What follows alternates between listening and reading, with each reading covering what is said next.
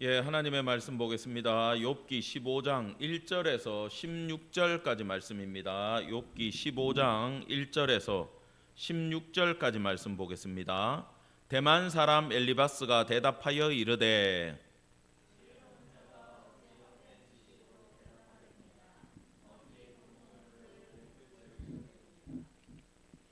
어찌 도움이 되지 아니하는 이야기 무익한 말로 변론하겠느냐.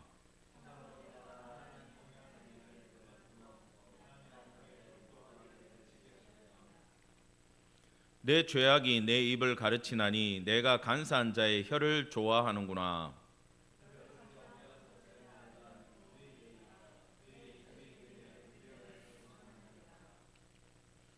내가 제일 먼저 난 사람이냐? 산들이 있기 전에 내가 출생하였느냐?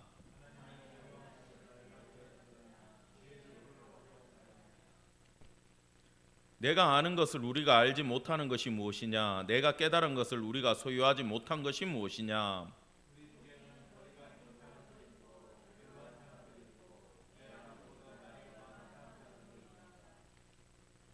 하나님의 위로와 은밀하게 하시는 말씀이 내게 작은 것이냐?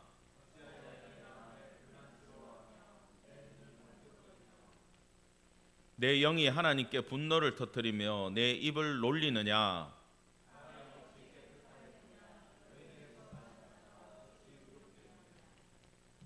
하나님은 거룩한 자들을 믿지 아니하시나니 하늘이라도 그가 보시기에 부정하거든.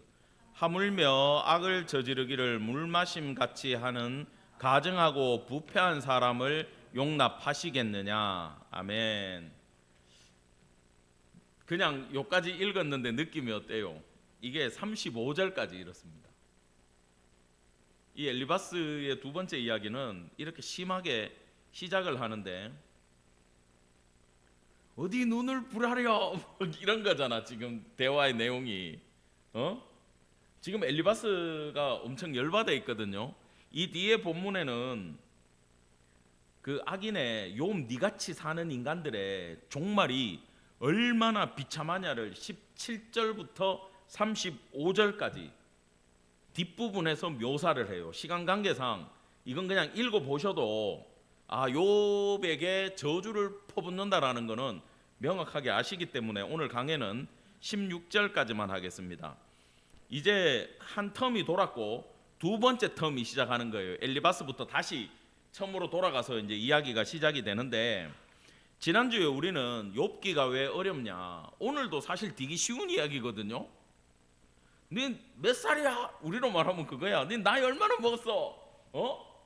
어디 어른 앞에 눈을 부라리고 말이야 입술을 나불나불거리냐고, 이런 이야기예요 그냥.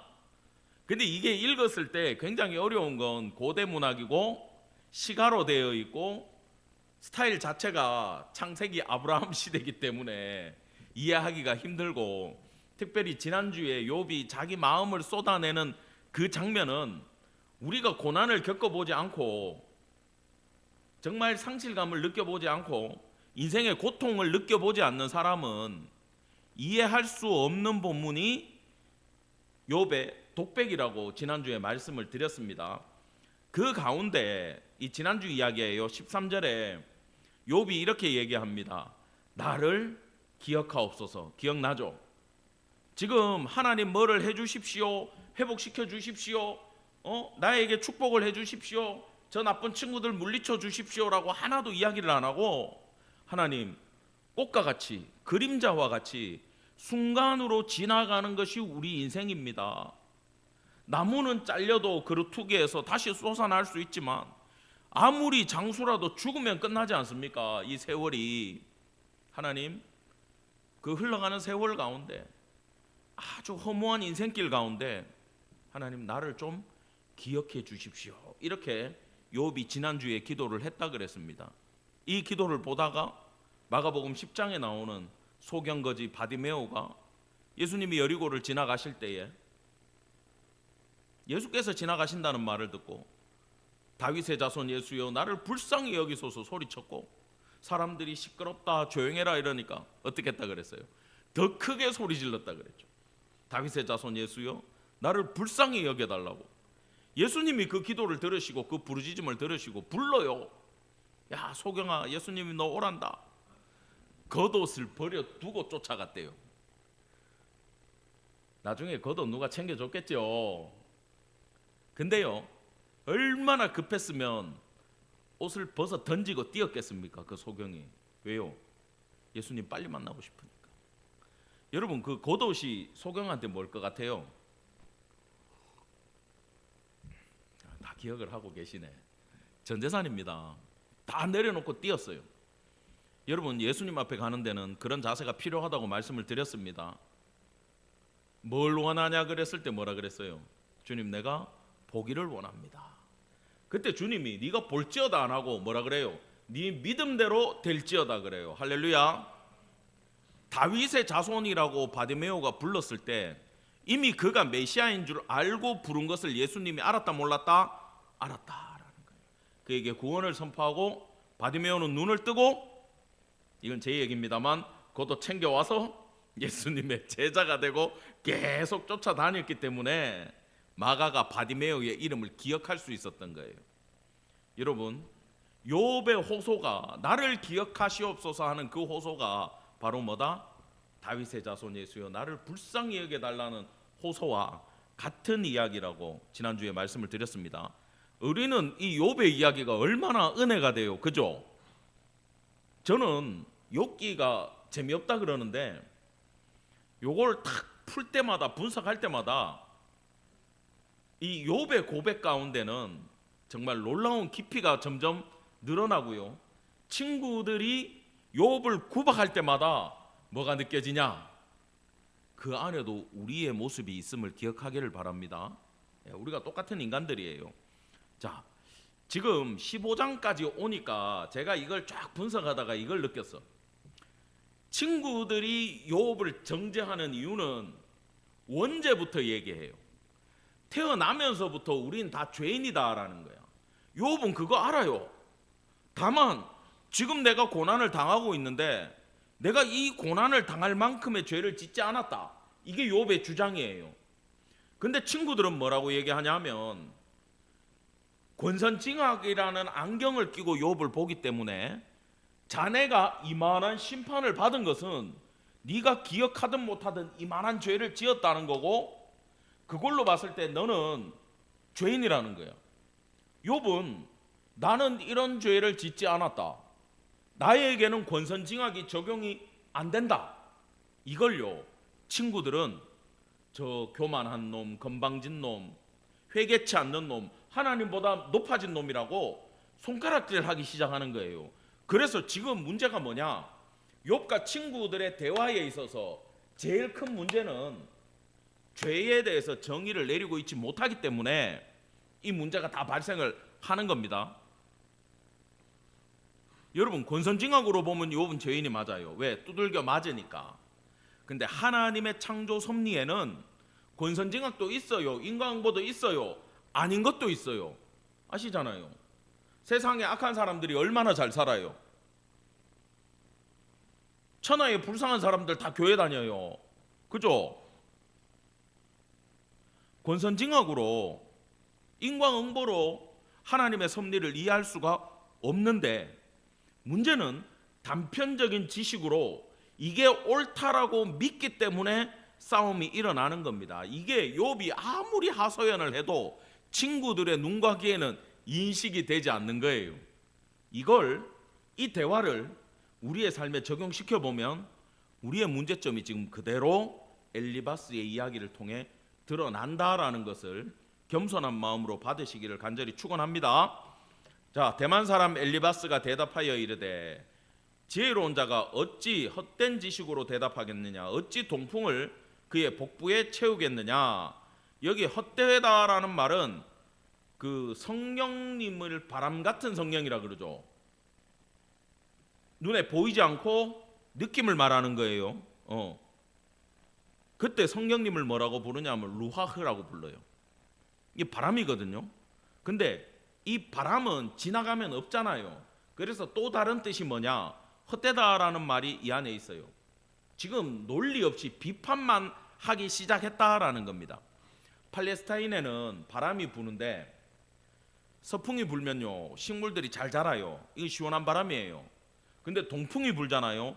사막에서 데펴져 있는 공기가 밀려 들어오는 거예요. 이스라엘로. 이 바람이 불어버리면 식물들이 다 말라 죽어버려요. 그래서 바람은 바람인데 안 좋은 바람을 성경에서는 동풍이라고 부릅니다. 자, 동풍을 그의 복부에 채우고 헛된 지식으로 대답할 리가 있겠냐? 그러면 욥은 지혜롭다는 거예요? 어리석다는 거예요? 어리석다는 거지. 말도 안 되는 논리로 너는 동풍에 말라 죽어간다. 네 지식은 사람을 죽이는 지식이라고 지금 욥한테 비난부터 하기 시작합니다. 여러분, 대화는요 절대 상대방을 비난하기 시작하면 대화가 안 돼요. 내가 어떤 사람이랑 토론을 하든 아니면 좋은 이야기를 하더라도 그런 친구들 꼭 있어요. 저도 학교 다닐 때 꼭 한 반에 한 명은 있어. 비관적인 애들이. 만나면요 첫인사가 주말이 지나고 학교에서 만나잖아요. 그럼 반갑잖아요. 야, 학교 왔냐? 친구야, 반갑다. 주말에 뭐 했냐? 잘 있었냐? 이렇게 시작해야 되잖아. 근데 꼭 이런 친구들은 비판으로 시작해. 저는 무슨 이야기를 주로 들었을 것 같습니까? 주말에 혼자 뭐 먹었어? 이렇게 비판하기 시작해요. 더 찐 것 같아. 얼굴이 더 커졌어. 막 이래. 그럼 내가 가만히 학창 시절에요 뒤통수 한 대 때리면서 야, 그거밖에 안 보이냐? 이러지 내가. 이런 애들이 꼭 있는데 그냥 비판과 비아냥으로 인사를 하는 악한 의도가 없어. 악한 마음이 없는데도 이렇게 시작하는 애들이 있는데 절대 여러분 대화는 비판으로 시작하면 성립 자체가 안 된다는 걸 기억을 하세요. 근데 문제는 뭐냐? 사이가 좋아. 우리 성도들 같이 기쁨이 있고 은혜가 있고 사이가 좋은 사이예요. 그죠? 아닌가? 좋잖아. 좋은데 아무리 친해도 비판을 안 하다가 갑자기 무슨 대화 중에 화가 나가지고 갑자기 쫙 하고 이야기로 푹 찌를 때가 솔직히 있다 없다? 있어. 눈치 보지 말고 있어요. 남편한테도 한 소리 하고 남편도 다 집에 밥 먹자마자 한 소리 하고 왜 이렇게 짜? 이러면 안 돼. 맨날 아프다 그래 이런 얘기 서로 하면 안 돼. 비판부터 하면 안 돼. 근데 이 비판이 왜 나오는지 이걸 생각해야 돼. 자, 잘 보세요. 내가 소중하게 생각하고 내가 지키고 싶고 내가 아끼는 무언가가 있어요. 이게 자식이 될 수도 있고 건강이 될 수도 있고 월급이 될 수도 있고 이게 배우자가 될 수도 있고 부모가 될 수도 있어요. 내 속에 이것만큼은 내가 보호해야 돼. 아니면 이것만큼 내가 지켜내야 돼. 목사한테는 뭘 지키고 싶겠어요? 교회지. 저는요 누가 예전부터 그랬어. 여기 선교지에 있을 때부터 우리 교인들한테 해코지를 하고 협박을 하고 그러면 목사가 그러면 안 되는데 난 열리더라고 이게. 내가 그때 싸운 얘기 해줬죠. 물론 전화로만 싸웠지만 그 사람도 교인인데 뭐 우리 성도한테 사기를 치려는 거야. 내가 이거 사기입니다. 이거 절대 하시면 안 됩니다. 그러면 이 성도가 지혜가 있으면 혼자 판단하고 결정을 하면 되는데 쪼르르 거기 쫓아가가지고 목사님 이거 사기라 하던데요. 그러면 그 상대방이 내한테 전화하겠어 안 하겠어? 이렇게 지혜 없는 사람들도 있었어요 옛날에. 왜 웃어요? 누군지 알고 웃는 것 같은데? 집사님들은 못 본 시대야. 내가 전화가 왔어. 막 나한테 막 욕을 하는 거야. 어떻게 내가 사기냐? 내가 그때 참았어야 되는데 열렸어. 할 말을 다 했어. 나는 이게 말이 안 된다고 생각하고 나는 자세하게는 얘기를 못해요. 내가 막 신랄하게 비판을 했어.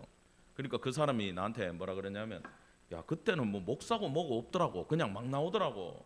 나 당신 목회하는 거 아는데 공안에 신고해가지고 추방시킬 거야 이렇게 하는 거야. 내가 뭐라 그랬죠? 마음대로 하세요. 혼자 안 나갑니다. 그랬지. 나도 당신 고발해가지고 같이 끌고 나갈 거야. 근데 갑자기 잠잠해져. 왜?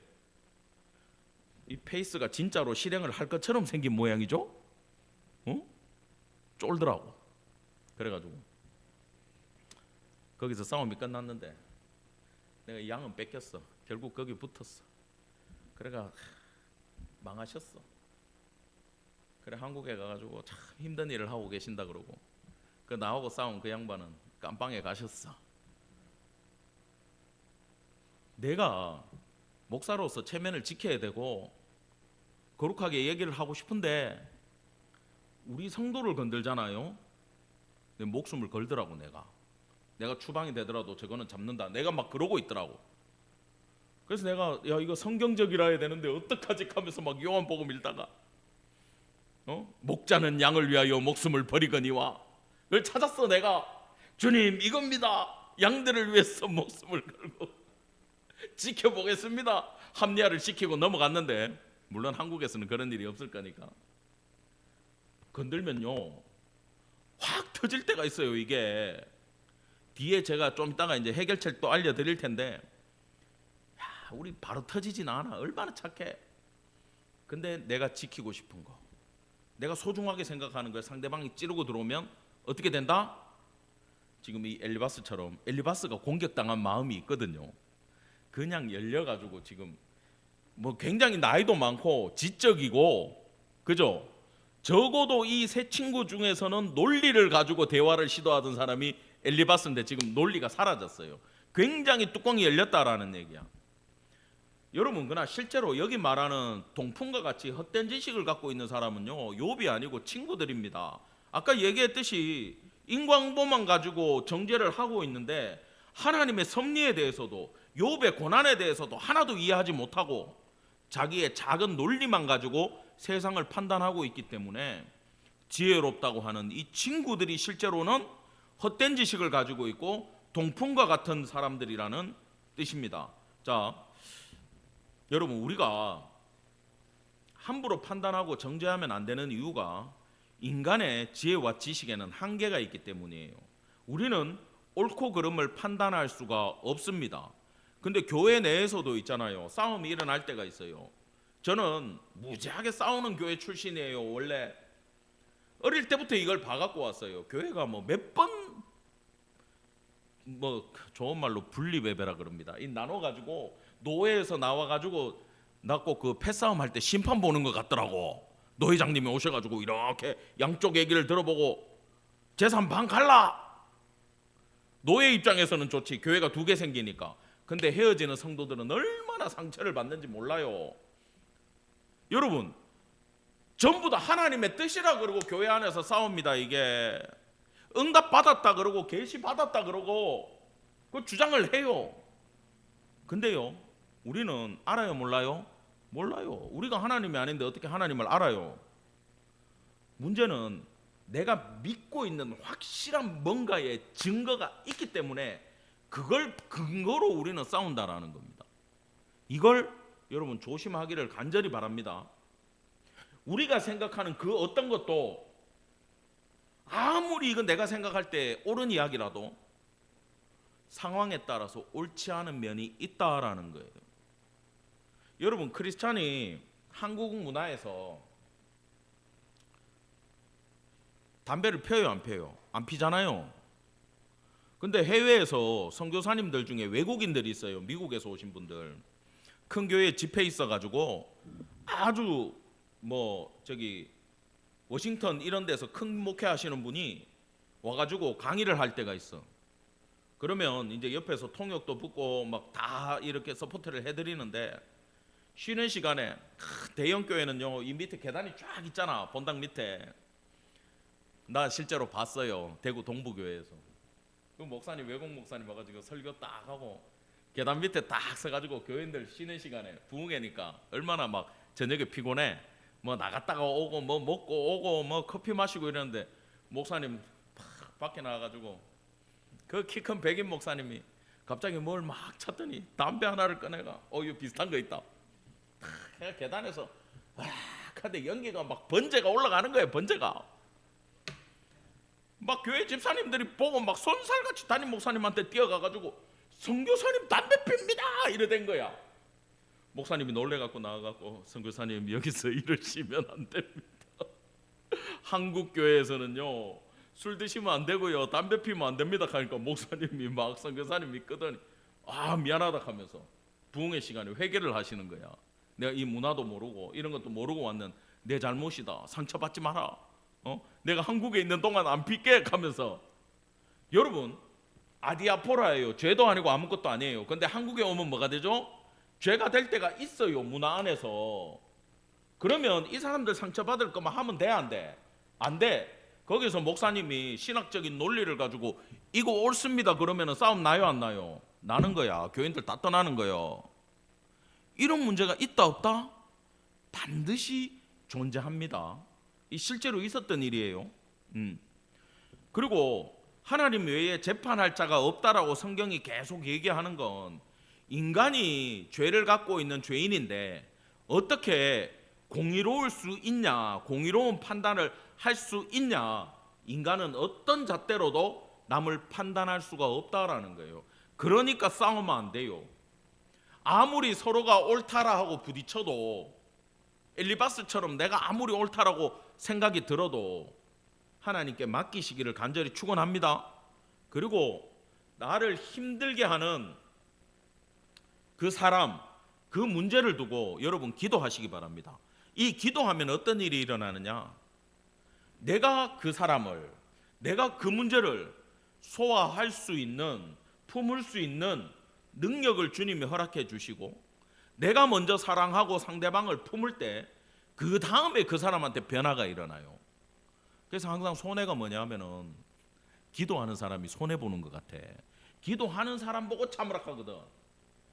그 둘 믿는 사람들 사이에, 부부 사이에 전쟁이 일어나면 하나님이 누구 편 든다 그래? 꼭 기도 안 하는 사람 편 든다 그러잖아. 그게 아니고 기도하니까 정답을 알려주시는 거예요. 여러분 그것만이 이 모든 관계를 원만하게 끌어나가는 유일한 방법임을 기억하시고 하나님께 기도하고 사랑하고 품는 성도 되기를 간절히 축원합니다. 단 싸워야 될 건 성경적으로 딱 한 가지 있어. 뭘까요? 싸울 때 다 말씀 갖고 싸운다 그랬잖아. 싸워야 될 게 말씀은 맞는데 그런 식으로 얘기 빠져나가면 안 돼요. 너무 넓어. 어떤 말씀? 땡. 신앙 고백이에요. 신앙 고백. 예수가 그리스도고 하나님의 아들이고 메시아 된다라는 그 고백은 목숨 걸고 지켜야 되는 고백임을 여러분 기억하기를 간절히 바랍니다. 그 외에는 다 사랑으로 품어주셔야 돼. 이것만 하면 교회는 무너지지도 않고 시험에 들지도 않는다라는 것을 기억하시기 바랍니다. 3절입니다. 어찌 도움이 되지 아니하는 이야기 무익한 말로 변론하겠느냐. 지금 욥의 모든 이야기가 쓸모없다 그래요. 여러분 우리는 욥의 이야기를 통해서 얼마나 은혜를 받는지 몰라요. 근데 이 친구 눈에는 하나도 쓸모없는 이야기로 귀에 들리는 거예요. 왜 그러냐? 욥의 이야기 가운데 욥이 엘리바스나 친구들 말 안 들어주니까 이 잘난 친구들이 자기들 말에 반박한다고 심한 굴욕감을 느낀 거야. 굴욕감 느낄 필요가 있어요? 없잖아. 내가 얼마나 옳다라고 믿고 있는데 이걸 욥이 무시해 버리니까 이걸 굴욕으로 받아들이고 불쌍한 고난 가운데 있는 욥에 대한 진짜 그 긍휼함마저 연민마저 이 친구들은 다 팔아버린 거야. 그러니까 지금 막 공격하기 시작하는 거예요. 여러분 이걸 뭐라고 얘기하냐면 따라합시다. 교만한 사람들의 특징이 있어요. 자기를 인정해주면요 신나가지고 간 쓸게 다 빼줍니다. 교만한 사람들이. 직장생활 잘하는 사람들은요 교만한 상사를 다룰 줄 알아요. 이거 어디 여기서 얘기하기 힘든 그 부분을 끌고 준다 그러지. 전문용어로 삭삭삭 끌고 준다 그러지. 교만한 사람들은요 끌고 주면 좋아해요. 대신 정말 이 회사나 이 부서나 이 내 상사가 잘 되는 길을 딱 얘기하면 오히려 마음에 스크래치 받았다 그러고 공격하고 찍어 누르려 그래요. 그래서 그런 사람들의 특징이 뭐냐? 교만한 건데 뭐 세상에 있는 교만한 사람들 많으니까 제껴두고 교회 안에서도 말입니다. 이 부분을 제일 조심해야 된다라는 거예요. 자기 자신을 되돌아봤을 때 내가 인정해 주면 기쁘고 인정을 못 받으면 내가 분노가 올라온다.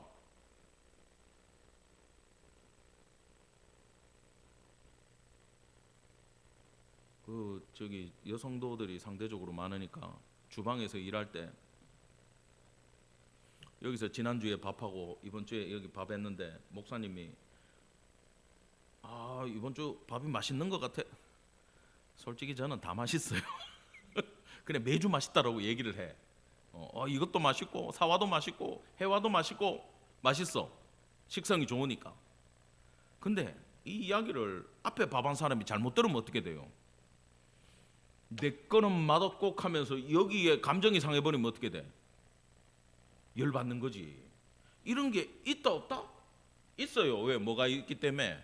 밥은 반찬은 내가 제일 잘한다라는 자부심이 있는데 이걸 몰라주면 화가 난다. 만약에 그러면 내가 교만하구나 생각하면 된다라는 거예요. 자, 집사님들이 많아. A, B, C, D 있어. 돌아가면서 기도를 했는데 A 집사님이 기도를 제일 잘하는 것 같아. 막 성도들이 집사님 기도하면 눈물이 나고 은혜가 되고 와 한다. 근데 그걸 듣고 있는 B, C 목사님이 집사님이 분노가 난다, 화가 난다. 왜 내 기도는 인정 안 해주고 저 사람 기도만 좋다 그러냐면 내가 교만하다고 생각하면 돼.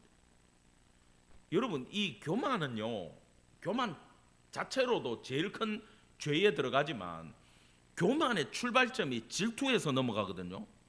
근데 이 질투가 왜 생기는지 압니까?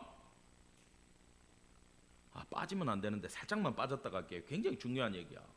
지금 교만이 오늘 여기 주제인데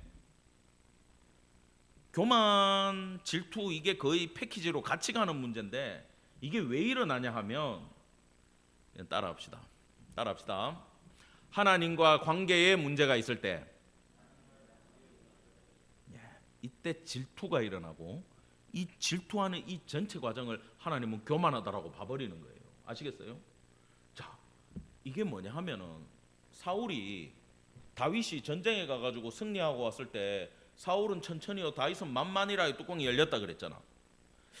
저 만만인 저 친구를 내가 잘 활용하면 이 나라를 이끌어가는데 굉장한 인재다라고 봤으면 되는데 하나님과의 관계에 사울이 문제가 있고 관계에 문제가 있으면 불안해요. 불안한데 저쪽에 하나님의 은혜가 있는 것 같으면 여기서 질투가 일어나고 내가 교만한 인간이 되는 순간 관계도 끝나고 하나님과의 회복도 끝나버리는 거예요. 그래서 이 죄가 무서운 거예요, 여러분. 그래서 내가 이런 분노하는 마음이 올라온다, 질투가 올라온다, 화가 난다 이러면 뭘 점검하면 될 것 같아요? 하나님과의 관계를 딱 되돌아보면 되는 거야. 왜? 저도 솔직히 얘기하면 내가 다른 목사님들 뭐 질투 안 하는데 질투하는 한 명 목사님이 있어. 기도를 너무 잘해. 그렇게 크게 웃으면 내가 뭐가 돼요? 기도를 너무 잘하는 거야. 받아 적을 뻔했어. 진지한 얘기야.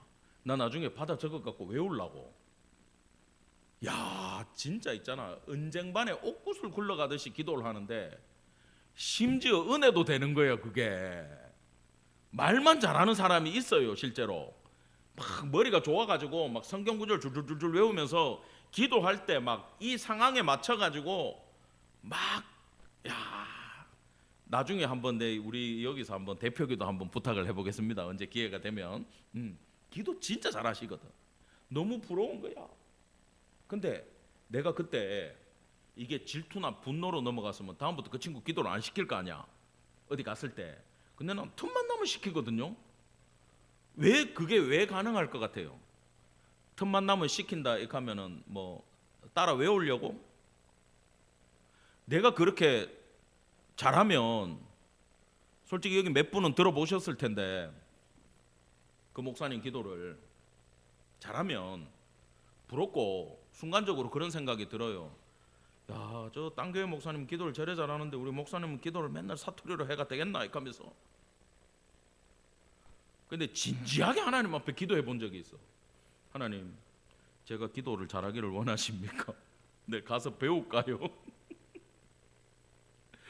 전 잘 못해요. 계속 해외에 20몇 년을 떠돌아다녀가지고 뭐 기도할 일도 잘 없고 숨어서 기도하면서 살다 보니까 방언으로 기도하라 하면 잘하는데 멋있게 기도하라 하면 남들 앞에서 잘 못해요. 내가 말 막 혀 꼬여요.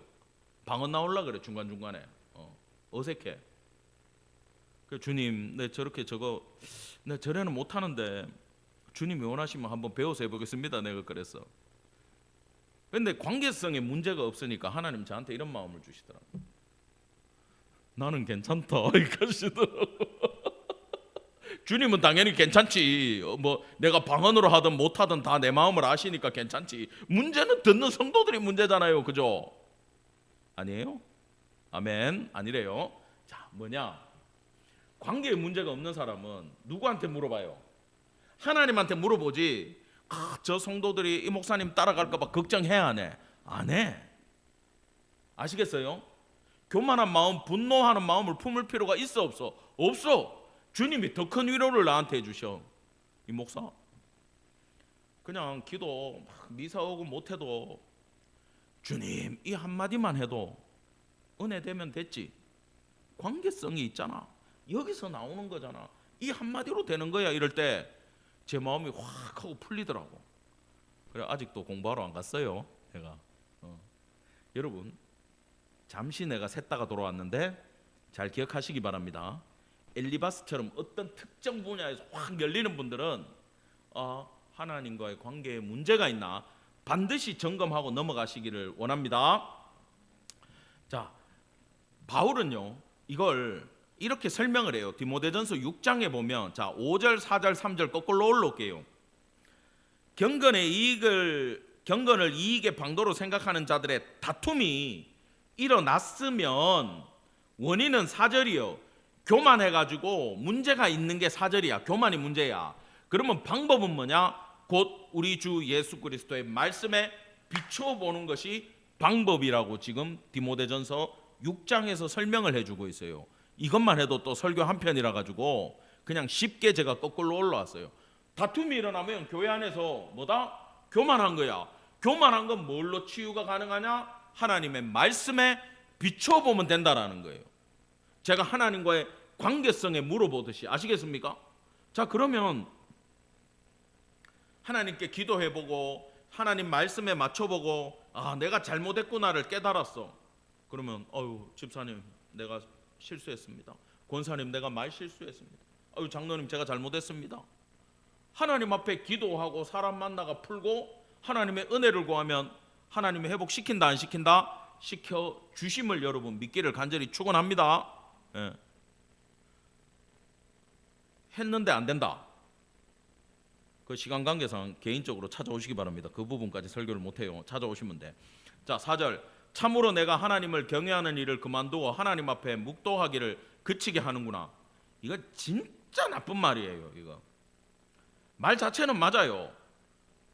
하나님을 경외하지 않기 때문에 너는 기도도 안 되겠네 그 얘기를 한 거야. 욥에게는 적용이 안 되는데 참고로 우리가 아무리 성도라고 해도 내가 기도를 안 한다 그러면 이 사람 하나님 안 믿는 거하고 똑같아요. 하나님을 진짜 믿고 경외한다면요 이 사람은 주권자가 저기 있기 때문에 무조건 하나님한테 기도할 수밖에 없어. 근데 겉으로 아무리 신앙인인 척하고 거룩한 말을 뱉어도 기도를 안 하는 사람은 결국 하나님과 관계가 없고 경외하지 않는 사람이라는 거야. 아시겠습니까? 욥 너는 이런 놈이다라고 얘기하는 거예요. 우리는 타산지석 삼으면 돼요. 내가 기도가 막혔어. 그럼 내가 하나님 경외하기를 그쳤구나. 다시 하나님께로 돌아가야 되겠구나. 요 판단의 기준으로 삼기를 바랍니다. 5절입니다. 내 죄악이 내 입을 가르치나니 내가 간사한 자의 혀를 좋아하는구나. 너를 정죄한 것은 내가 아니요 내 입이라. 내 입술이 내게 불리하게 증언하느니라. 자, 네 속에 있는 죄가 네 입술을 부추겨 가지고 어떻게 그렇게 간사한 말만 골라 가지고 하느냐 그 얘기를 하는 거예요. 네가 지금 간사한 말을 막 얘기하는 건 네 속의 죄다. 요렇게 지금 수사법을 가지고 얘기하는 거거든요. 욥은요 결코 그런 말들로 자기를 변호한 적이 없습니다. 그럴듯한 말을 지어낸 적도 없어요. 그냥 고통과 아픔으로 한탄의 말을 했을 뿐이에요. 근데 엘리바스는 선입견에 붙잡혀 있기 때문에 욥이 절규하면서 하는 막 그 고통 속에서 나오는 한탄 있지 않습니까? 그런 것까지도 지금 꼬투리 잡아가지고 정죄하고 있는, 아주 지금 해서는 안 되는 그런 짓을 지금 하고 있다라는 겁니다. 이제 엘리바스의 말은 갈 때까지 갔어요. 내가 제일 먼저 난 사람이냐, 산들이 있기 전에 내가 출생하였느냐. 요거 우리말로 야 너 몇 년생이야 그거하고 똑같아. 싸우다가 안 되니까 나이 가지고 나오는 거 있잖아요. 논리도 뭐고 필요 없어. 왜? 연장자일수록 지혜가 더 있다고 생각하는 그런 마음을 다 갖고 있잖아요, 세상 사람들이. 그러니까 하도 지금 욥이 잘났다 그러니까 엘리바스는 너 몇 살이야? 지금 이렇게 얘기하는 장면입니다. 엘리바스 이야기는 똑같아요. 아담 이후로 이건 뭐냐? 인간은 원죄를 가지고 있어. 어떻게 원죄를 가지고 있는데 욥 너는 네가 흠이 없다라고 얘기하냐? 욥은 왜 흠이 없다 그랬다고? 이 고난을 당할 만큼의 죄는 짓지 않았다, 그 얘기를 한 거예요. 근데 엘리바스는 권선징악의 논리가 여기에 있기 때문에 이 친구는 네가 지금 이만한 고난을 당하고 있으면 이만한 죄를 지은 거 아니냐? 근데 어떻게 네가 죄가 없다라고 얘기하냐? 욥은 원죄 있다고. 근데 내가 원죄로 만약에 두들겨 맞는 것 같으면 여기 안 맞을 사람 누가 있냐라고 진작에 얘기했죠. 엘리바스의 귀에는 전혀 들리지 않고 있습니다. 하나님의 오묘하심을 내가 들었느냐? 지혜를 홀로 가졌느냐? 너는 지혜와 무흠과 전혀 관계없는 인간이라고 비꼬고 있어요. 야, 9절 이것도 심각합니다. 네가 아는 것을 우리가 알지 못하는 것이 무엇이냐? 내가 깨달은 것을 우리가 소유하지 못한 것이 무엇이냐? 요거요, 욥이 한마디 했어요. 12장하고 13장에서 시작할 때 친구들 이야기에 반박하기 위해서 했는 말 때문에 지금 삐져가지고 네 하는 욥이 그랬잖아. 뒤에 나와요. 너만 참으로 하나님의 백성이구나. 너희가 죽으면 지혜도 죽겠구나. 나도 다 알고 생각이 있어. 너희만 못하지 않아. 이 얘기한 거 하고 나도 다 보았고 나도 다 듣고 깨달았고 너희만 못하지 않다라고 얘기를 해버리니까 엘리바스 입장에서는 화가 나가지고 야, 우리가 모르는 게 뭐야? 우리 중에 네가 제일 심각한 죄인인데 지금 우리 앞에서 지금 무슨 소리 하는 거야? 우리 다 알아. 그 얘기를 욥기 12장 13장 때문에 하는 겁니다. 야, 근데 여기 앞에서 우리가 알지 못하는 것이 무엇이냐 할 때 야다으라는 원어를 썼어요. 여러분 그건요 진짜 쓰면 안 되는 말이에요. 그건 무슨 뜻이냐면 욥이 지금 혹독하게 겪고 있는 고난까지도 무시해버리는 거야. 적어도 의견의 차이는 있지만 욥이 지금 아프고, 여러분 자식 다 죽었어요. 그 상실감이 어떻겠습니까? 저는 잠 못 잘 것 같아요. 이런 일을 겪으면 내 온몸이 병들었어요. 아내가 욕하고 갔어요. 이혼한 것 같진 않아. 나중에 뭐 재혼에 따라하는 얘기가 안 나오잖아. 그만으로 돌아온 것 같긴 해요. 본 받으시기 바랍니다. 자, 그런 상황에 그 고난까지도 우리가 다 안다라고 얘기를 해버리면, 겪어봤다라고 얘기를 해버리면 욥은 지금 친구들 앞에서 아프다고 말도 못하는 상황이 돼버린 거예요. 정말 지금 이 친구들은요 갈 때까지 가고 있습니다. 이거 또 얘기하는 거 보세요. 머리 흰 사람도 있고 네 아버지보다 나이 많은 사람도 수준이 이래요. 그냥 하다가 안 되니까 지금 나이 얘기하고 있어요.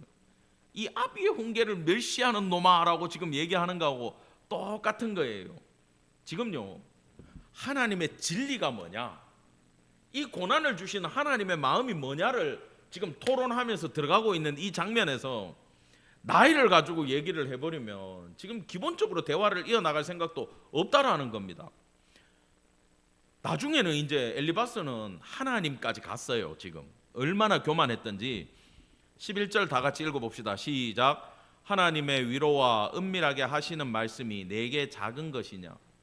이건 무슨 말인가 하면요, 나이 많은 내 말이, 내가 지금까지 해왔던 이야기가 하나님의 위로다라는 거예요. 얼마나 교만합니까? 여러분, 오래 살면 하나님 됩니까? 연장자 되면 하나님처럼 얘기할 수 있습니까?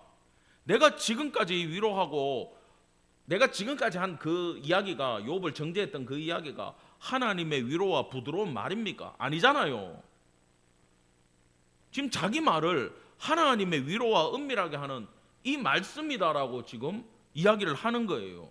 이게 진짜 하나님께도 거슬리는 이야기를 드디어 엘리바스가 선을 넘었다라는 것입니다. 여러분, 교회에서도요, 충분히 겪을 수 있는 일이고 성도 간의 교제에서도 충분히 겪을 수 있는 일이에요. 내가 하나님 만났고 알고 경험했다는 이유만으로 상대방을 낮춰볼 수 있다 없다? 있다라는 거예요. 다 인정하시기 바랍니다. 그거 생겨요. 더 나아가가지고 내 말이, 내가 신앙의 경륜이 깊으니까 초신자 앉혀놓고 이렇게 얘기할 수 있는 거야. 그죠? 아니면 어려운 가운데 있는 사람한테 얘기할 수 있어요. 내 생각을 가지고 하나님 말씀처럼 옳다고 엘리바스처럼 우길 수도 있어요. 또 내가 집에서 내 혼자 기도하고 내 생각 가지고 상대방 만나가지고 하나님의 말씀이다라고 얘기할 수 있어요 없어요? 표정이 없는 표정인데 실수할 수 있어요. 왜? 상대방이 날 찔렀을 때 터져 나온단 말이지. 하나님 그렇게 생각하지 않아. 하나님한테 물어보지도 안 하고 하나님 뜻이 아니야. 애들한테 하나님 얘기도 안 했는데 내가 옳다라고 믿고 하나님의 위치까지 올라간다는 겁니다. 응? 여러분, 오래 살았고 교회에서 직분이 있고 신앙생활 50년 30년 됐다고 해가지고 이 사람이 이야기하면서 중간중간에 하나님 얘기를 꺼낸다고 해가지고 여러분 잘 분별하셔야 돼. 하나님 이야기가 나온다고 하나님 말씀이 아닐 수 있다라는 거예요. 예언의 은사가 없는 사람이 예언이 있는 걸로 착각하는 걸 많이 봤어요. 어떻게 그래야 되냐 하면은 세상을 이렇게 경륜이 있고 살아가다 보면 저렇게 행동하면 저렇게 이렇게 된다라는 감이 와요. 내 속에. 내가 나이 많은 사람이에요. 지금 한 65세 정도 됐어. 70 됐어. 이쯤 살면 저러면은 저렇게 되고 이런 결과는 요랬기 때문이다라는 감이 와, 인생 가운데. 그러면 내 생각을 가지고 내가 기도를 하는 거예요. 근데 내 생각을요 계속 반복하면 어떻게 돼요? 하나님의 뜻처럼 내한테 여겨져요. 하나님하고 대화도 안 되는데. 그리고 이 사람이 나한테 필요한 사람이야. 하나님 뜻하고 관계가 없어도 하나님 나 이 사람 필요해, 이 사람 필요해, 이 사람 필요해 계속 기도하면 나중에 그 기도가 뭐가 되냐면 이 사람 네 교인이다, 이 사람 네 교인이다, 이 사람 네 교인이다 들리는 거야 내 귀에. 하나님 뜻과 관계 없는데. 그럼 그렇다고 해가지고 내가 그거 들고 다른 사람 만나가지고 이 사람 우리 교회 오는 게 하나님 뜻이다 그러면 돼요 안 돼요? 안 돼요 근본적으로. 근데 이렇게 얘기하는 경우가 실제로는 있다 없다? 있다라는 거예요. 하나님의 방향과 전혀 관계없이 내 통밥을 가지고 하나님의 뜻이라고 상대방한테 전도하는 경우가 있다라는 겁니다. 여러분 이 부분 상당히 조심해야 돼요. 차라리 말을 안 하는 게 나아요. 아예 아는 척 안 하는 게 나아요. 근데 교회 좀 다니고 내가 나이가 좀 있으면 내 밑에 따르는 사람들이 있잖아요. 너무 상황이 안 맞아서 좀 그런데 그때 내가 이 사람들 앞에서 영적 우위를 점하기 위해서 하나님 뜻도 아닌 걸 하나님 뜻이라고 우기는 경우가 생긴다라는 겁니다. 잘 들으세요. 나중에 그런 경우가 있을 수 있어요. 잘 듣는 사람도 잘 분별해야 되고 말하는 사람도 조심해야 돼. 코로나 때는 이런 직업이 내 옆에 있으면 좋아요. 내 사람이라 그래. 코로나가 끝났어. 이 사람이 내 말 안 들어. 이 사람 내 옆에 없는 게 나라고 판단할 수 있다는 거예요. 이해가 됩니까? 하나님의 뜻은요 이런 상황에 따라 변하겠어요 안 변하겠어요? 안 변해요. 하나님은 어떤 분입니까? 아무것도 없는데도 다 된 걸로 얘기하시는 분이라니까. 우리 눈에 아무것도 안 보여도 하나님 오케이 하면 되는 걸로 말씀하시는 분이라고. 근데 우리 눈에 이게 맞는 것 같다고 해가지고 하나님 뜻이라고 우겼다가 상황이 바뀌면 하나님 뜻이 아니라고 얘기를 했다가, 여러분 그런 사람들은 교제하지 마시기 바랍니다. 헷갈리게 하는 사람이에요, 내 옆에서. 아니면 옆에 긍휼히 생각하고 두시더라도 잘 분별해가지고 예 하고 그냥 마세요. 절대 하나님의 이야기를 하는 사람들이 될 수가 없다라는 겁니다. 여기 12절 13절은 그거예요. 어디 눈을 번뜩이고 어디 입을 놀려. 지금 화가 나가지고 갈 때까지 지금 갔어요. 그러면서 지가 기분 나쁘면서 하나님께 분노를 터뜨린다 그래요. 13절에 지금 엘리바스가 어디까지 가 있습니까? 거의 하나님 마음 내 마음까지 간 거야 지금. 여러분 이게 교만이라는 거예요. 사람이 어찌 깨끗하겠느냐, 여인에게서 난 자가 어찌 의롭겠느냐, 원죄 얘기하고 있어요. 욥은 계속 아니라 그래요. 근데 계속 원죄 얘기하고 있어요. 무식해도 이렇게 무식한 자가 있을 수 없습니다. 15절 보면 하나님은 거룩한 자들을 믿지 아니하시나니, 거룩한 척하는 자들이에요. 그죠? 욥 네가 거룩한 척하고 있다. 욥 니를 안 믿는다. 하늘이라도 하나님이 보면 부정해 보이는데 이건 뭐냐? 욥 네가 아무리 거룩하다고 떠들어봐야 하나님은 너 같은 인간 안 받아줘. 어떻게 이렇게 얘기할 수가 있어요? 근거가 있다 그랬잖아. 고난이 크니까 죄가 많을 것이라는 내 생각에 사로잡혀가지고 욥을 이만한 죄인으로 보고 정죄하고 있다라는 겁니다. 나중에 욥이 중보 안 해주면 다 갈 친구들이야. 이 친구들이 하나님의 욥이 말이 옳다라고 판단을 내려주시잖아. 그죠? 이게 지금 틀린 얘기를 하고 있어요. 근데 자, 지금 결론입니다. 입장 바꿔서 한번 생각해 보세요. 여러분이 욥이고 심한 고통 가운데 있는데 친구들이라고 와가지고 지금 어디 눈을 부라려, 어디 입을 떼고, 어디 하나님 앞에 대들어, 이 부정한 놈아, 하나님 너 같은 놈 안 받아줘 이러면 여러분 어떻게 될 것 같아? 안 받아줘 이러면 어떻게 될 것 같아? 받아주는 걸로 합의를 보자고요? 엄청나게 상처가 되겠어요, 안 되겠어요? 상처가 되죠. 아직 절반도 못 왔는데 이쯤 되면 낙심해가지고 쓰러지는 게 맞습니다. 여러분 결론적으로 오늘 이 이야기까지 들어요. 악을 저지르기를 물마심같이 하는 가증하고 부패한 사람을 용납하겠느냐. 와, 이거는 그냥 네가 숨쉬고 살아있는 자체가 악 그 자체다.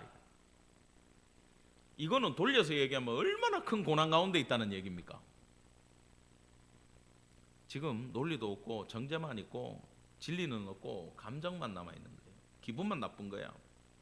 여러분 그러나 욥이 실로 위대한 신앙인이고 정말 그 의를 하나님이 기쁘게 받으신 것은 이런 친구들의 구박과 정죄가 있음에도 불구하고 넘어져요, 안 넘어져요? 안 넘어졌다라는 거예요. 여러분 왜 안 넘어졌을까? 욥의 신앙은 도대체 뭘까? 이렇게 하나님 앞에 기도해도 안 들어주고 계속해서 두들겨 맞고 버려질 것 같은데 제발 나를 긍휼히 여겨달라고 얘기하고 있는데 친구라고 또 와가지고 어디서 눈을 부라려 하나님 앞에 대들어 하나님 너 같은 놈 싫어해라고 지금 정죄를 했는데 욥이 어떻게 견딜까요, 여러분? 이게 바로 관계성이라는 거예요. 아시겠습니까? 하나님과의 관계성이 있는 거예요.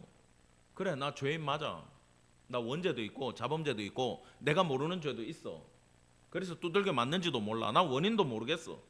근데 그럼에도 얘들아, 내가 죄인 맞는데 물마신같이 죄를 짓는 인간인데 하나님 날 버리시지 않아라는 확고한 신앙을 욥은 가지고 있었다라는 거예요. 삶의 변화가 없을지라도 하나님 날 버리지 않는다. 여러분 우리가 로마서를 배웠지 않습니까? 거기 보면 칭의가 나와요. 우리가 아직 죄인 되었을 때에 하나님께서 그 아들 예수를 우리한테 보내심으로 우리를 의롭게 희생으로 받아주셨다. 그게 구속의 진리 아닙니까?